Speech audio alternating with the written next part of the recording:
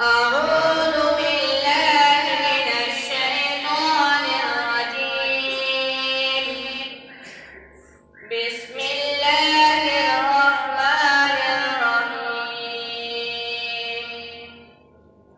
يا أيها الذين آمنوا إذا نودي للصلاة من يوم الجمعة فاسعوا إلى ذكر الله وذروا البيع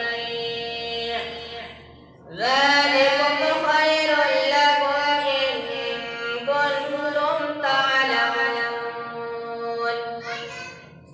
فإذا قضيت الصلاة فانتشروا في الأرض وابتغوا من فضل الله واذكروا الله كثيرا لعلكم تفلحون.